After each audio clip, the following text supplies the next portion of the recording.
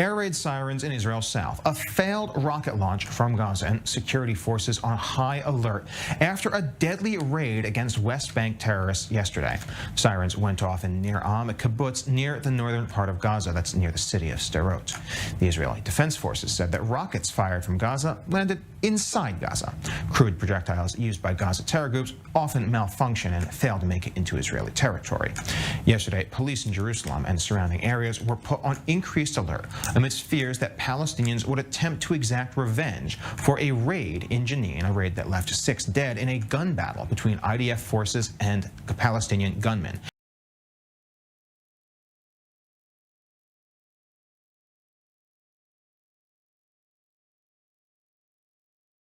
Tay McGee is alive and back on American soil. The mother of 5 survived a cartel shooting that claimed the lives of 2 people close to her. Shaeed Woodard and Zindel Brown were killed. Eric Williams survived. On Friday, the Americans crossed into the Mexican border city of Matamoros to accompany Tay for a tummy tuck procedure, one she had had in the region previously. Officials believe they were mistaken for smugglers and targeted by the major Gulf cartel.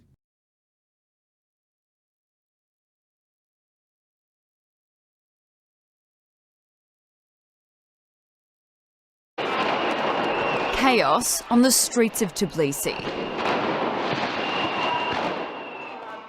Riot police advanced on protesters in the Georgian capital after Parliament gave its first approval to a bill which would require any organisations receiving more than 20% of their funding from overseas to register as foreign agents. Critics say it represents an authoritarian shift in the former Soviet state. Georgia's president threw her support behind the protesters and said she'll veto the law if it crosses her desk.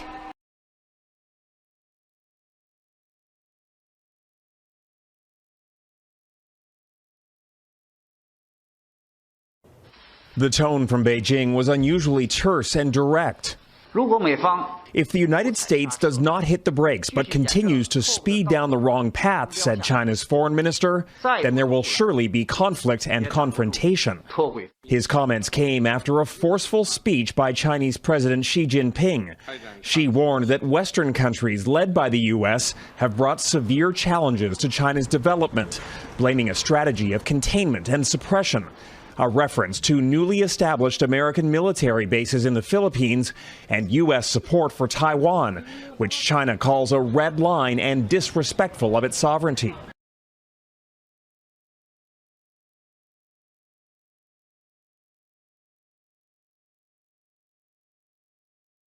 North Korea's latest threat has cautioned the United States and South Korea it's ready to take overwhelming actions against the allies' ongoing military activities.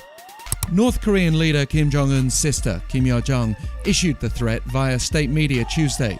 She said the North is keeping an eye on the restless military moves by the US forces and the South Korean puppet military and are always on standby to take appropriate, quick and overwhelming action at any time, according to our judgment. This was all released in English, by the way, making clear that it was intended for a global audience.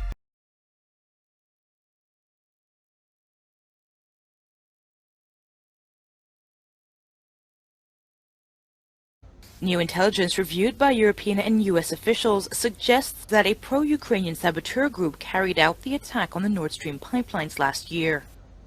The bombing took place in international waters in the Baltic Sea near the Danish island of Bornholm, with large amounts of gas expelled into the sea.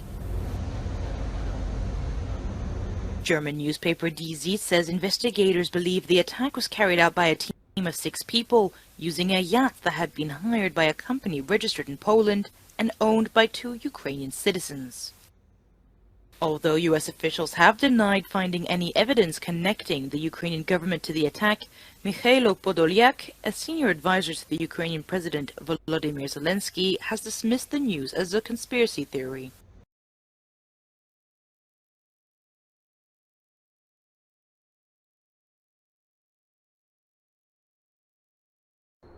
Dawn in Dover. A beautiful but chilly morning in the port where increasing numbers of desperate people take their first steps on British soil, if they're lucky. 45,000 made the perilous journey across the English Channel in small boats last year, an increase of 60% from 2021. This morning's lifeboat arrivals were bussed away to have their asylum applications processed by a system which the Home Secretary says is overwhelmed.